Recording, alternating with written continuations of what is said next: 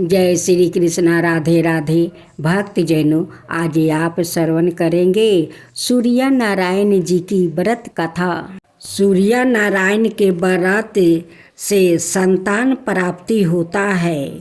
कुष्ठ रोग वाले लोग को वो शरीर निर्मल हो जाता है। अंधे का नयन मिल जाता है, लंगड़े का पाँव मिल जाता है। बस सूर्य नारायण की पूजा करते जाए। देखिए सूर्य नारायण कैसे आपका सारे दुविधा वो दूर कर देते हैं। द्वार पर योग की बात है। भगवान श्री कृष्णा एक बार अपनी बुआ कुंती के आश्रम में कामवन में पहुंचा। उस समय पांडवों लोग अज्ञात बस कर रहे थे। भगवान श्री कृष्णा ने कहा, बुआ जी, मैं तुम्हें वनवासी भेष में देखकर दुखी हो जाता हूँ। मुझे सदाए इस बात की चिंता लगी रहती है कि पता नहीं कब दुष्ट दुर्योधन का प्रहार तुम्हारे ऊपर हो जाए।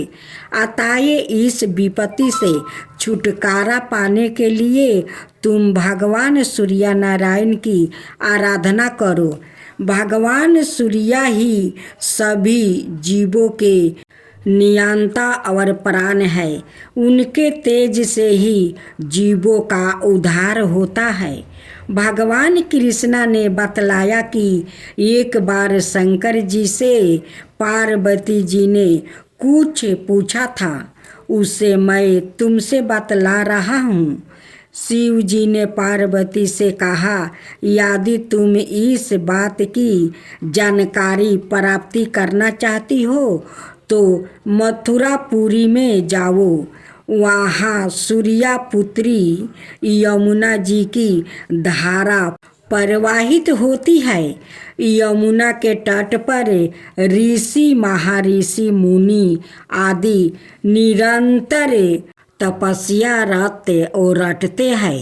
भगवान रुद्र की आज्ञा से पार्वती जी कालिंदी यमुना तट को चल पड़ी।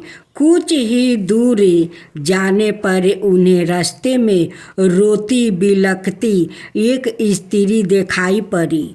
उसने बतलाया कि उसका नाम कुसुमवती है और उसका निवास कुसुमाकर वन के बीच में है।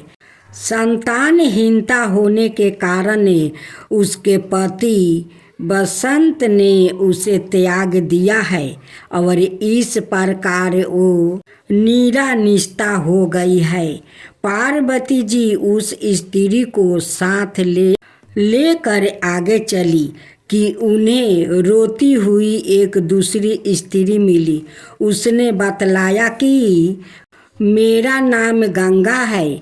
मेरे पति महाराज संतानु ने पुत्र के जीवित न रहने के कारण मुझे अपमानित किया है, जिससे मैं दुखी होकर घर चली आई हूँ। इसी प्रकार थोड़ी दूर जाने पर मधुबन में मधुबी नाम की एक स्त्री और मिली, जो पति के बेभाव का नाश होने के कारण घर से निकाल दी गई थी। इसके अंतर आगे जाने पर कुमुद वन में कुमुदा नाम की स्त्री से भेंट हुई, जिसके पति को राजा ने बंदी बना लिया था और वो व्याकुल होकर विलाप कर रही थी। उन सभी स्त्रियों को साथ लेकर पार्वती जी यमुना तट पर जा पहुँची। उस तट पर पूजन उत्साह देखकर पार्वती जी ने ऋषि पत्नियों से पूछी कि यह किस देव की आराधना हो रही है, इस पूजन का विधान और फल क्या है। उनकी बात सुनकर एक ऋषि पत्नी ने कहा, यह जग दीपिता नारायण का व्रत है और सभी मनोरथ को पूर्ण करने वाला है। इस व्रत को करके प्रत्येक नार नारी अभिष्ट सीधी प्राप्ति होती है।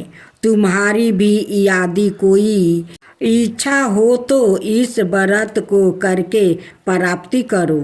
ऋषि पत्नियों से ऐसी बात सुनकर पार्वती जी अत्यंत प्रसन्न हुई और उस व्रत के विधान और फल को जानकर शिव जी के पास लौट आई। पार्वती जी ने इस व्रत को करके विघ्न नाशक गणेश जी जैसे पुत्रा को प्राप्ति किया। सूर्य व्रत विधान पूर्वक करने से मनुष्य को अभीष्ट की प्राप्ति होती है।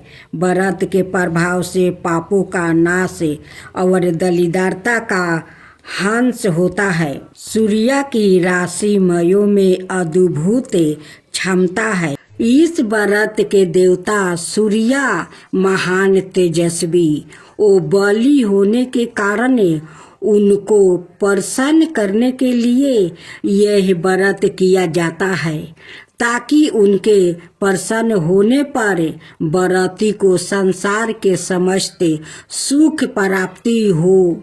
रविवार के व्रत को करने से मनुष्य का मान सम्मान बढ़ता है, बुद्धि में तेज सीता आती है, मानसिक क्लेश दूर होकर मन शांति होता है और सुख की अनुभूति होती है।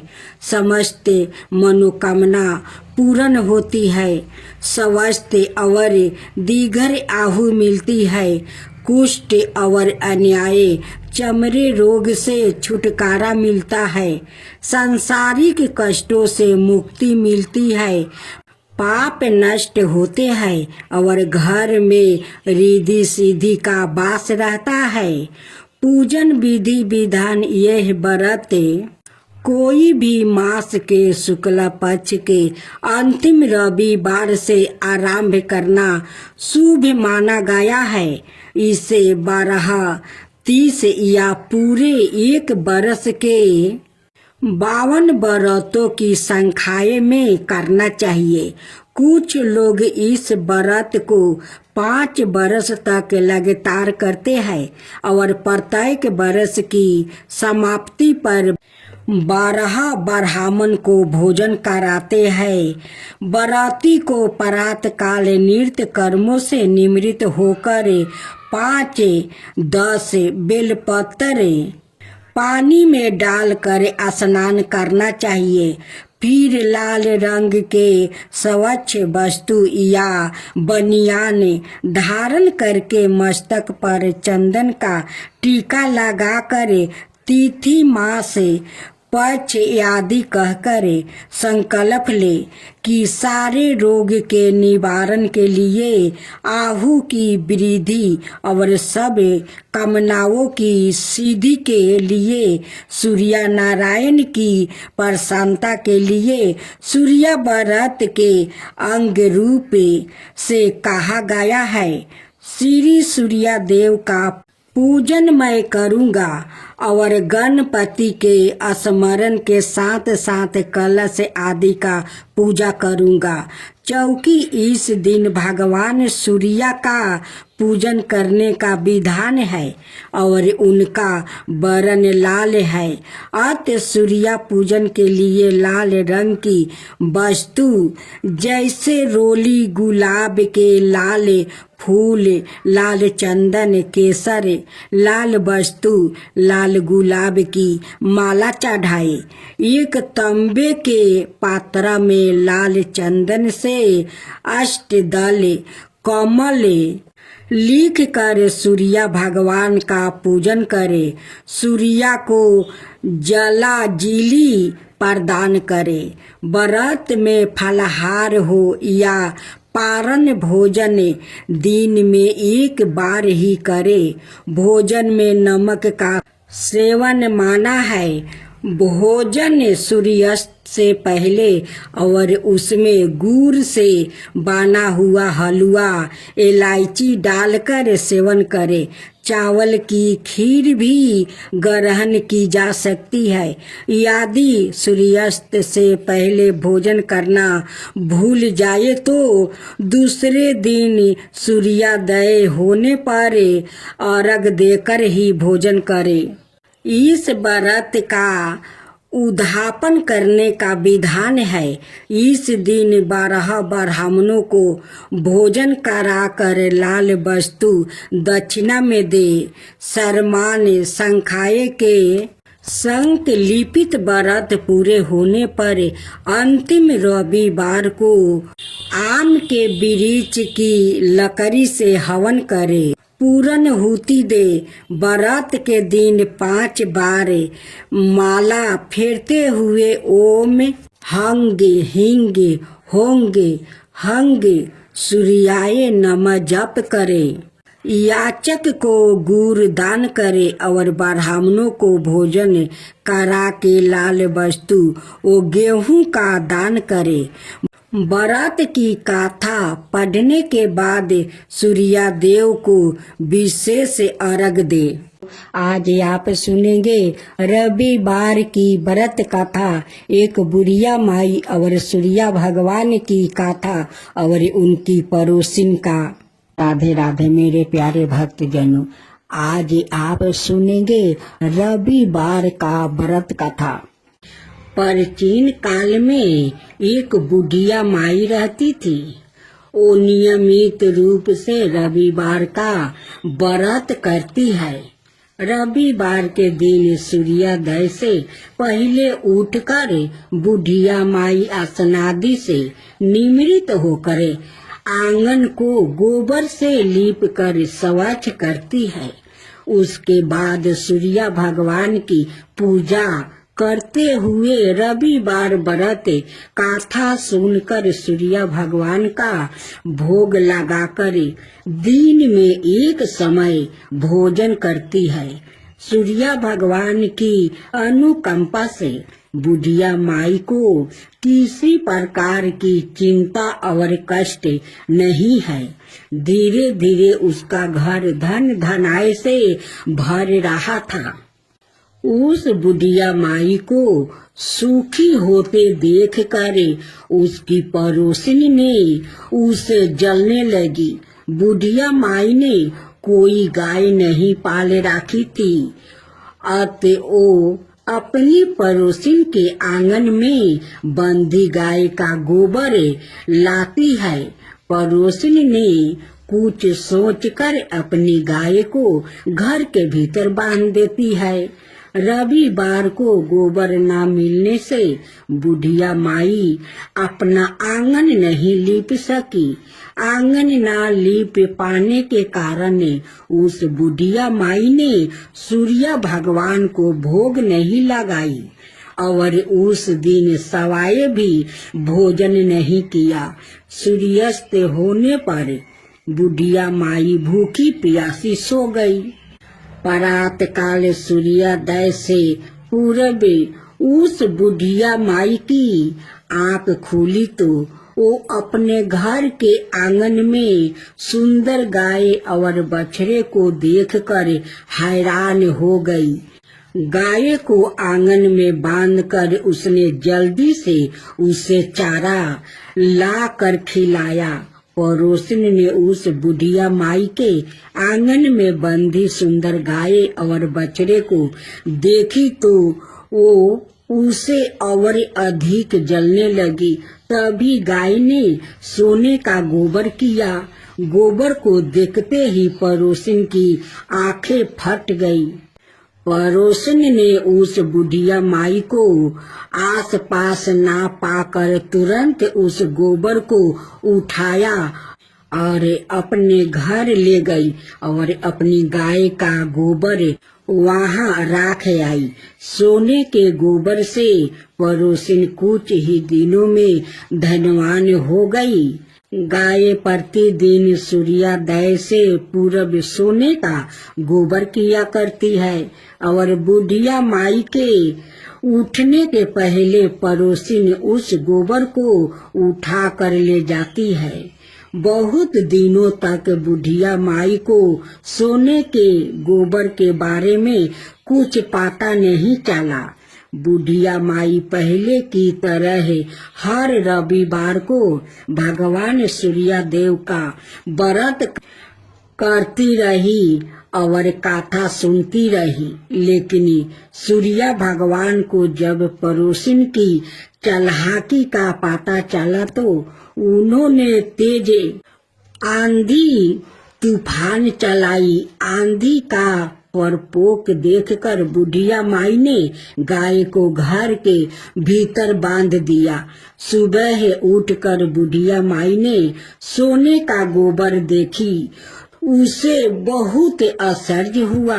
उस दिन के बाद बुढ़िया माई गाय को घर के भीतर बांधने लगी। सोने के गोबर से बुढ़िया माई कुछ ही दिन में बहुत धनी हो गई।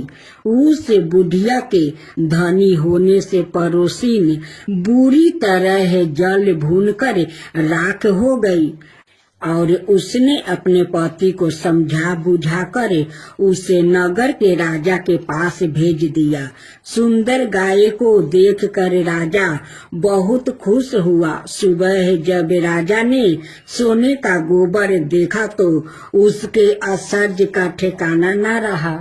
उधर सूर्य भगवान बुढ़िया माई को भूखी प्यासी देख कर इस तरह प्रार्थना करते हुए देखे।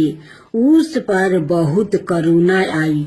उसी रात सूर्य भगवान ने राजा को सपने में कहा, राजन, बुढ़िया माँ की गाय बछड़ा तुरंत लौटा दो, नहीं तो तुम पर विपत्तियों का पहाड़ टूट पड़ेगा, तुम्हारा महल नष्ट हो जाएगा। सूर्य भगवान के सपने से बुरी तरह भयभीत राजा ने परात उठते ही गाय और बछड़ा बुढ़िया माई को लौटा दिया। राजा ने बहुत सा धन देकर बुढ़िया माँ से अपनी गलती के लिए क्षमा मांगी। राजा ने पड़ोसिन और उसके पति को उनकी इस दुष्ट करतूत के लिए दंड दिया। फिर राजा ने पूरे राज्य में घोषणा करवाई कि सभी स्त्री पुरुष रविवार का व्रत किया करे। रविवार का व्रत करने से सभी लोगों के घर धन धनाय से भर गया। राज भर में चारों ओर खुशहाली छा गई। स्त्री पुरुष सुखी जीवन यापन करने लगे और सभी लोग की शारीरिक कष्ट भी दूर हो गया। अब आप सुने सूर्य उपासना। भगवान सूर्य परमात्मा नारायण के साक्षात प्रतीक है, इसलिए वो सूर्य नारायण कहलाते हैं। वैसे भी भगवान सूर्य प्रत्यक्ष देवता है और समस्त चराचर प्राणियों के आधार है। इसलिए त्रिकाल संध्या में सूर्य रूप से भगवान नारायण की ही आराधना की जाती है। उनकी उपासना से तेज बल आहु और नेत्रा ज्योति की वृद्धि होती है। भगवान सूर्य का अवतार ही संसार के कल्याण के लिए है। वो नृत्य सभी को चेतनता प्रदान करते हैं। चराचर जगत पर कृपा करना ही उनका स्वभाव है। अपने भक्तों और उपासकों पर तो उनकी विशेष प्रति रहती है। पंचो देवो उपासना में उनका विशिष्ट स्थान है। भगवान भास्कर समस्त बुराइयों को दूर कर कल्याण और मंडल प्रदान करने वाले हैं, इसलिए उनसे प्रार्थना की जाती है।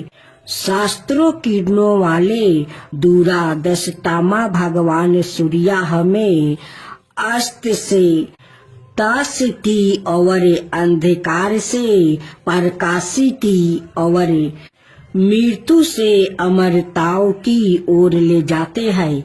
उनका अनुग्रह प्राप्त होने पर व्याकृत सताहु ही नहीं दीघर हो जाता है। उनकी उपासना से वृद्धि अत्यंत निर्मल हो जाती है, अंत कारण पवित्र हो जाता है और साधक भगवत प्राप्ति की योग्यता प्राप्ति कर लेता है। वृद्धि के विवेक के भगवान सविता ही है, इसलिए गायत्री मंत्र भगवान से सर्द वृद्धि के लिए ही प्रार्थना की गई है।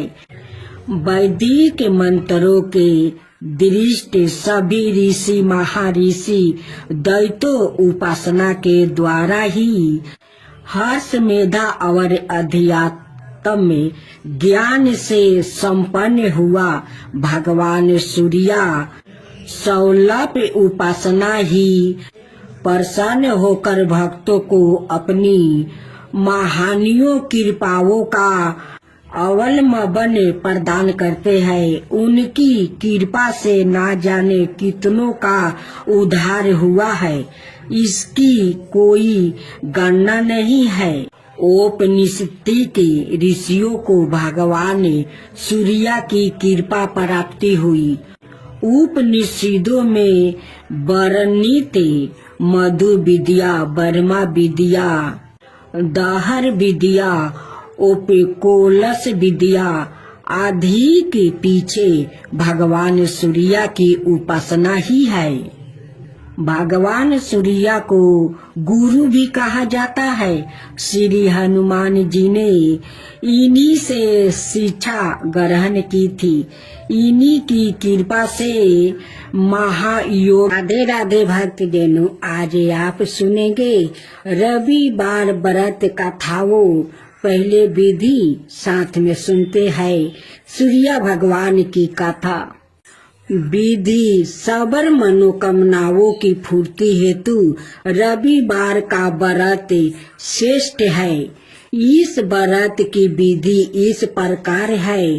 प्रात काल स्नादि से निवृत्त हो स्वच्छ वस्तु धारण करे, शांत चित्त होकर परमात्मा का स्मरण करे। भोजन एक समय से अधिक नहीं करना चाहिए। भोजन और फलहार सूर्य के प्रकाश रहते ही कर लेना उचित है। यदि निराहार रहने पर सूर्य छिप जाए तो दूसरे दिन सूर्य उदय हो जाने पर अर्घ देने के बाद ही भोजन करे। व्रत के अंत में व्रत कथा सुननी चाहिए।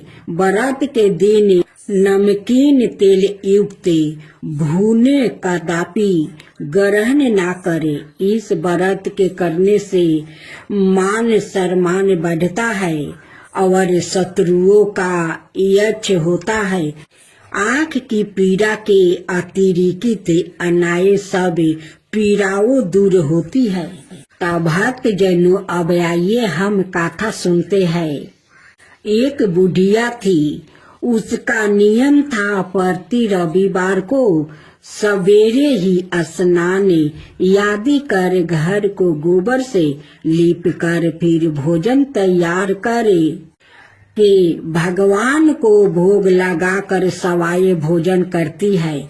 ऐसा व्रत करने से उसका घर अनेक प्रकार के धन धनाय से पूर्ण था। श्री हरि की कृपा से घर में किसी प्रकार का विघ्न या दुख नहीं था। सब प्रकार से घर में आनंद रहता है। इस तरह कुछ दिन बीत जाने पर उसकी एक पड़ोसिनी, जिसकी गौ का गोबर वो बुढ़िया लाया करती थी, पड़ोसिन विचार करने लगी कि ये है बुढ़िया सबरदा मेरी गाय का गोबर ले जाती है, इसलिए अपनी गाय को घर के भीतर बांधने लग गई। बुढ़िया माँ को गोबर न मिलने से रविवार के दिन अपने घर को ना लीप सकी, इसलिए उसने ना तो भोजन बनाया और ना भगवान को भोग लगाया और सवाए भी उसने भोजन नहीं किया। इस प्रकार उसने निराहार व्रत किया। रात्रि हो गई और वो भूखी सो गई। रात्रि में भगवान ने उसे सपना दिया और भोजन ना बनाने और ना खाने का कारण पूछा। बुढ़िया ने गोबर ना मिलने के कारण सुनाया। तब भगवान ने कहा कि माता, हम तुमको ऐसे गौ देते हैं जिससे सभी इच्छाएं पूर्ण होती है, क्योंकि तुम हमेशा रविवार को गाय के गोबर से लीप कर भोजन बनाकर मेरा भोग लगाकर खुद भोजन करती हो। उसे मैं खुश होकर तुमको वरदान देता हूँ। निर्धन को धन और बाझिन स्त्रियों को पुत्र देकर दुखों को दूर करता हूँ और अंत समय में मोक्ष देता हूँ। सपने में ऐसा वरदान देकर भगवान तो अंतर्ध्यान हो गए और बुढ़िया की आंख खुली तो वो देखती है कि आंगन में एक अति सुंदर गाय और बछड़ा बांधा हुआ है। वो गाय और बछड़े को देखकर अति प्रसन्न हुई और उसको घर के बाहर बांध दिया और वो ही खाने को चारा डाल दिया। जब उसकी पड़ोसिन बुढ़िया माँ के घर के अंदर एक अति सुंदर गाय और बछड़े को देखी तो जलन के कारण उसका हृदय जल उठा और उसने देखा कि गाय ने सोने का गोबर किया है, तो वो उस गाय का गोबर ले गई और अपनी गाय का गोबर उसकी जगह रख गई। वहाँ नृत्य प्रति ऐसा ही करती रही और सीधी सीधी बुढ़िया को इसकी खबर नहीं होने दी। तब सबर व्यापी ईश्वर ने सोचा कि चालाक पड़ोसिन के कर्म से बुढ़िया ठग जा रही है, तो सूर्य देव ने संध्या के समय अपनी माया से बड़े जोर की आंधी चला दिया। बुढ़िया ने आंधी के भय से अपनी गाय को भीतर बांध लिया। प्रात काल जब बुढ़िया ने देखा कि गाय ने सोने का गोबर दिया तो उसके आश्चर्य की सीमा नहीं रही और वो प्रतिदिन गौ को घर के भीतर ही बांधने लगी। उधर पड़ोसिन ने देखा कि बुढ़िया गौ को घर के भीतर बांधने लगी है और उसका सोने का गोबर उठाने गाय माता नहीं है।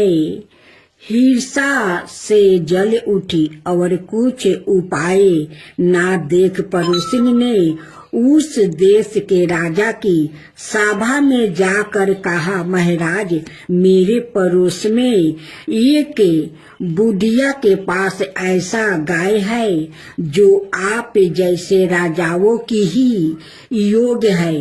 वो नित सोना का गोबर देती है।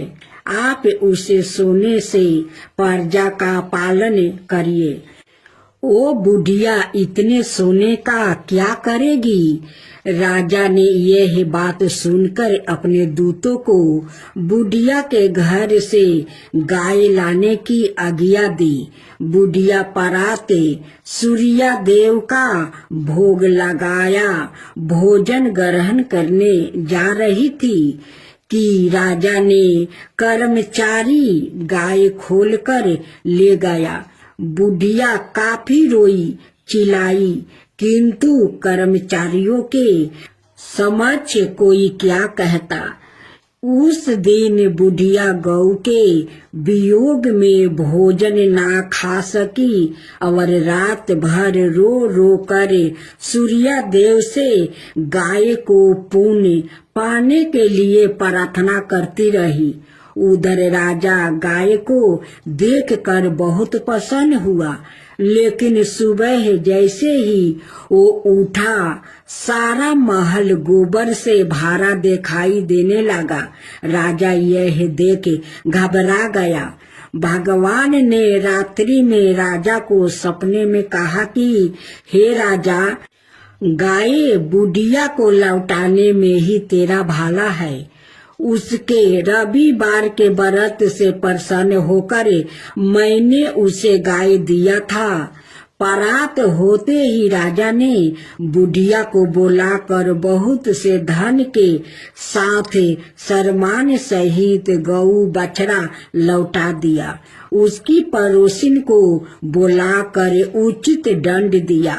इतना करने के बाद राजा के महल में गंदगी दूर हुई। उसी दिन से राजा ने नगरवासियों को आदेश दिया कि राज्य की और अपनी समस्त मनोकामनाओं की पूर्ति के लिए रविवार का व्रत रखा करो। व्रत करने से नगर के लोग सुखी जीवन व्यतीत करने लगा।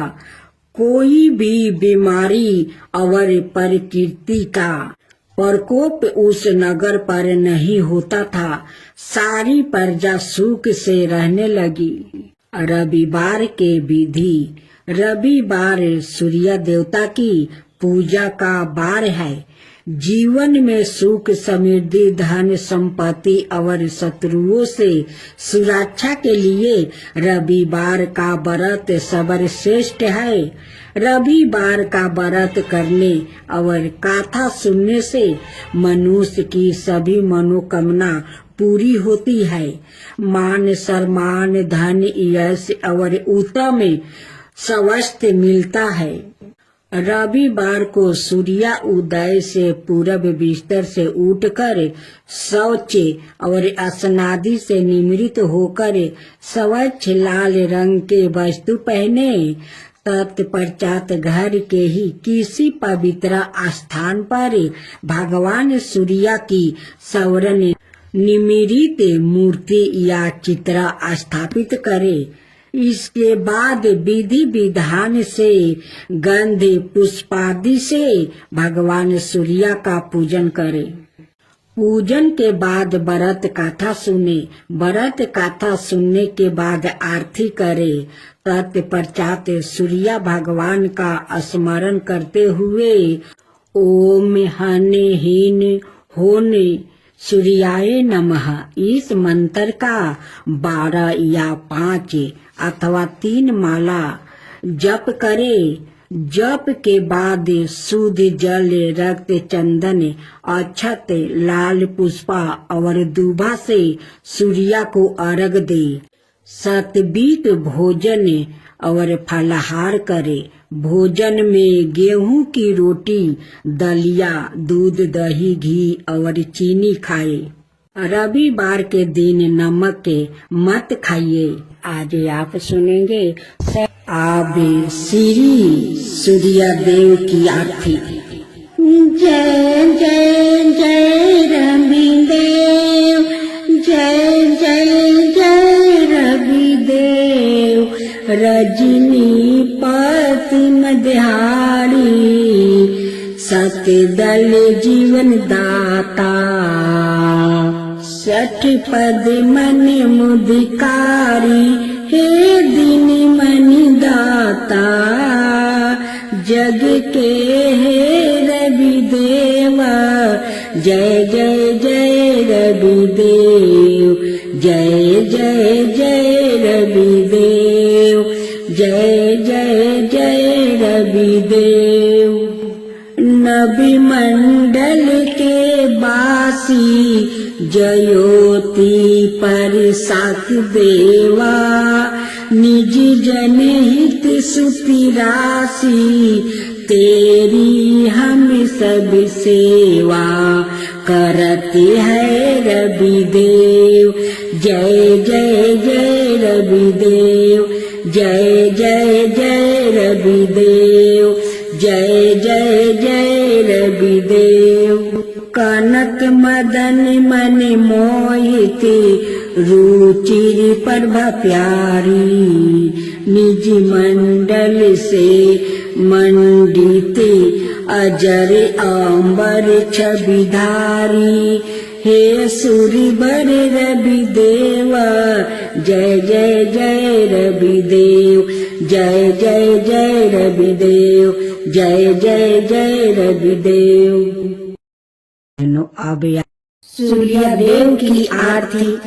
जय जय जय रविदेव, जय जय जय रविदेव, जय जय जय रविदेव, जय जय जय रविदेव।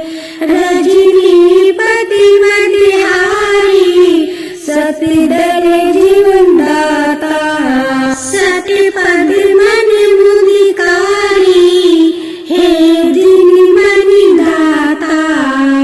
जग के हे रविदेव, जय जय जय रविदेव, जय जय जय रविदेव, जय जय जय रविदेव।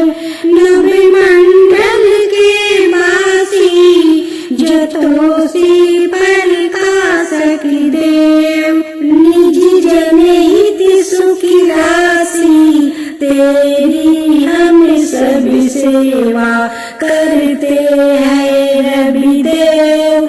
जय जय जय रविदेव, जय जय जय रविदेव, जय जय जय रविदेव।